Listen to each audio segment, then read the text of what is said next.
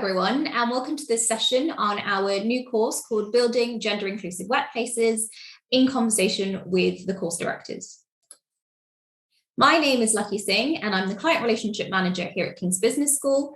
And my job is really to oversee the recruitment and admissions process for this course. Joining me today are our two course directors for the Building Gender Inclusive Workplaces programme, Professor Rosie Campbell and Dr. Madeleine Wyatt. So I'd actually just like to kickstart the interview now and ask you, Rosie, please, thank you so much for joining, and please introduce yourself and tell us a little bit more about the Institute for Women's Leadership here at King's College London. Hi, Lucky. Well, I'm a professor of politics and I lead an interdisciplinary team at the Global Institute for Women's Leadership at King's College. And we're trying to bring the best of all the different disciplines and perspectives together to try and accelerate the pace of change to get more women into leadership positions. My boss, the chair of the Institute, is Julia Gillard, the former Australian Prime Minister and the only woman to hold that position. And she conceived of the idea of the Institute after her time in office, when she was reflecting on some of the difficulties she experienced and to what extent were they just the nature of politics, and to what extent was that because she was a woman leader. And what she discovered, there was a lot of research about the barriers and enablers to women's leadership around the world that was hidden behind academic paywalls, but there are also lots of gaps. And so we're about filling those gaps, but also bringing the current research base and evidence together to a platform that breaks down silos by discipline, by country, by sector. And we're really all about research into action. We want to make sure that the research evidence about what works and what speeds up change is in the hands of people who can bring about that change. And that's one reason that I'm so excited about this programme. Great. Thank you so much. And thank you for joining, Rosie. And Maddie, hi, good to see you. Please introduce yourself and tell us a little bit more about you and your area of research. I'm a reader and I'm the lead of Equality, Diversity and Inclusion at King's Business School. My research looks at gender, ethnicity and social class, so lots of different diversity characteristics, and I focus on journeys to leadership. So I look at the various challenges people experience in their careers, and I particularly focus on politics at work. So it kind of ties into kind of a little bit of what Julia Gillard, my experience, but I really took a look at the informal or political side of work. And how that presents a real barrier, in particular for women and ethnic minorities. My research is really applied, so I like to work with a range of different organisations in order to develop interventions that tackle the career barriers that identify to improve gender inclusivity in particular. I work at King's Business School. King's Business School is a leading management institution. We really focus on doing research with social purpose. So we look to improve society through our work with organisations and business. We really thrive on connectivity, so we like to work with different practitioners across disciplines, sectors, and have an international reach. And we're going to bring all of that to the programme, as well as our expertise in human resource management, organisational behaviour and work psychology, really demonstrating how the leading research in this area can really foster gender inclusivity in practice. Great, thank you so much, Maddie. So Rosie, I'm going to ask the first question to you. Could you tell us a little bit more about this programme and why it's important and relevant today? Well, this programme is all about what actually makes a difference to bring about change, and sharing that with people who are in a position to make that change happen. Because we know that across the world, there are lots of organisations and individuals of goodwill who are spending a lot of time and money trying to accelerate women's access to leadership. And yet, in some ways, that progress is really stalling and sometimes even going backwards. So we know that women have entered paid employment and higher education in enormous numbers. And in fact, at university level, women outstrip men in a number of fields around the globe. But actually, when it comes to senior leadership, there's really a ceiling on women's leadership. And in some areas, not only is it not going forward fast enough, it's going backwards. So if we look at the representation of women in leadership in IT, for example, it's been going backwards. So why is this? What can we do? And one of the reasons is that some of these initiatives are actually not supported by a strong evidence base. For example, implicit bias training can be useful in some circumstances. In others, it can actually be a simple tick box exercise. It's ineffective. We really want to share with the participants what the evidence base is about what works and learn from them about what's working inside their organisation. Brilliant. Thank you so much, Rosie. And my next question is to you, Maddie. Could you tell us a little bit more about the research that's being done in this area, and what are the kind of leading individuals talking about? Yeah, so what we've seen recently is building what Rosie's just said there, which is that we're looking at, in the research, looking at the interventions that are typically rolled out in organisations to improve inclusivity and challenging some of the assumptions that people are making about those. So we've seen research that finds diversity training and unconscious and implicit bias training that is typically rolled out in most organisations nowadays. We know that it helps people be aware of bias, and it's quite useful to try and challenge assumptions, but actually the research is showing it doesn't really translate into behaviour change particularly well. So more recently, the research is trying to find ways where that bias manifests. So not just telling people to be aware of the biases, but actually saying, we can design HR processes that stop bias, or at least reduce bias in a far more refined way. So, for example, we could look at things like developmental feedback. We can tell people who provide feedback that they might be biased, and they become aware of that. But a more effective approach would be to say, we've done some research on the type of biases that come out in feedback. We know the types of messages that are being given to women and men. And here is a process that we can provide you that will structure that process and stop those biases from emerging so much. So that's kind of where the research is going, to kind of be far more refined. Likewise, we're also reacting to what we hear from practitioners who are really exasperated with the whole kind of fix the woman approach. There's a lot of discussion around women lacking confidence or lacking leadership skills, but we know from the research that the so-called confidence gap is a bit of a myth.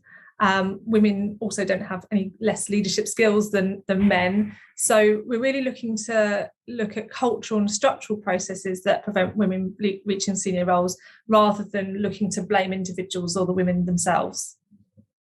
Great, thank you so much. And Maddie, could you tell us a little bit more about the course content and any highlights that you think deserve mentioning? Yeah, so we have the course involves 4 modules, which will provide participants with the tools to design and implement their own change initiative. So we have the first one really looks at identifying the gender diversity landscape. So looking at some of the stats that Rosie just suggested, but in their own organisations, how to articulate the need for change. So we know that, if we're on the course, we know that gender is a problem in our organisations, or we're very aware of this, but actually, how do we persuade other people that this is an issue that needs to be tackled? How to build our arguments around that, and how to target interventions as well. We can't do everything all in one go. So how do we look at the evidence in our own organisations to pick a specific target for that approach? Our second module looks at how to tackle gender bias in particular processes. Like I said, finding different tools and the evidence behind tools to be able to make real change in terms of bias, not just a blanket awareness approach. The third module, we're looking to not just looking at particular processes, but how to embed those processes across the culture. So we're looking at culture change, we're looking at theories of change, how to transform organisations, and also tackle that political side of organisations. So we can do these formal processes, and HR is very good at that, but sometimes we forget that all this politics is going on underneath kind of the hidden iceberg of what's happening in organisations. So we need to make sure that we're tackling that as well. So that talks about that in module 3. In module 4, we talk about the need for inclusive leaders to enact change. So we talk about what makes inclusive leadership, how to develop inclusive leaders in your organisation, and also how to develop your own inclusive leadership style. The course also offers lots of networking opportunities with the practitioners and academics leading the course, as well as alumni from Dual, as well as King's College London more generally, and the opportunity to engage in coaching as well. We also have a range of guest speakers, as well as Rosie and media in the course. We have experts from practice and academia. So we have Dr. Catherine Tilley. Catherine is a leading scholar looking at decision-making in business, sustainability, and importantly, how to enact change in complex organisations. She has 20 years of experience in management consultancy as well to draw on, and is also the responsible business lead for King's Business School. We also have Birgit New, who's a senior DEI advisor and the former global head of diversity and inclusion at HSBC. She has been recognised across industry as an expert in the field of diversity. She's a founding member of the 30% Club Strategy Best Practices Working Group, focusing on diversity best practice. So she really knows her stuff. And we also have Emma Codd, the Global Inclusion Lead for Deloitte, who's won prizes for the innovations she's made in the field of increasing gender inclusivity in workplaces. And she'll share her insights about how she's delivered that at Deloitte with us. And of course, we've got my boss at the Global Institute, Julia Gillard, the former Prime Minister of Australia, who will share a working lunch with course participants. Great. No, that sounds super exciting. Thank you, guys. And I think I also wanted to ask you, who do you think this course is aimed at? Who would you like to participate on this program? Well, we'd love to see people, of course, passionate about bringing about change inside their organisations and in society more generally, to see more gender equality in leadership. And people who are passionate about doing that from a rigorous evidence base. We want to see people who are in a position to bring about change in their organisation, or they will be before too long, so that we can really bring together this coalition of individuals to accelerate the pace of change in this field. Great. Thank you so much. Maddie, would you like to add anything? Well, I think really it's important to think about what participants will be taking away from this course. So the course doesn't just offer, the cutting edge research and the experience of practitioners. During the course, participants will be developing and implementing their own change initiatives. So we really support participants in doing that. They get to do to work with action learning sets as well through the process. So they don't just get the information, they also get to actually implement the change. So by the end of the course, they will have actually made an impact in their organisation and hopefully improved gender inclusivity. Brilliant. Thank you. Rosie, anything to add before I wrap up?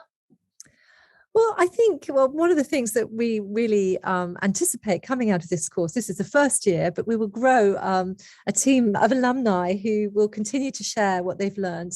And of course, the participants in this programme will join our existing alumni community. And at the Global Institute for Women's Leadership, we have a lot of activities going on throughout the year, face-to-face events and online events. The highlight for me probably before COVID was Julia Gillard in conversation with Hillary Clinton. We anticipate having events on that scale again in the near future. We also have a range of webinars on topics that will be of interest to course participants, and we'd love to keep that alumni group involved. Great, thank you so much. It's been great being able to speak to you both and getting really excited about the course, actually. It sounds like we've got some great speakers and some great content lined up. So I wanted to wrap up there and just thank everyone watching for kind of joining us and listening to the conversation. Our program will start on the 21st of June and we're accepting applications now. Love to have a conversation with you to talk to you a bit more about the course and why perhaps it would be useful and interesting and kind of the impact that it will have on your organization. So you can contact me and email me directly and we can have a chat.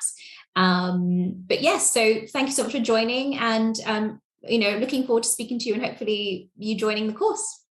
Thank you guys. Take care.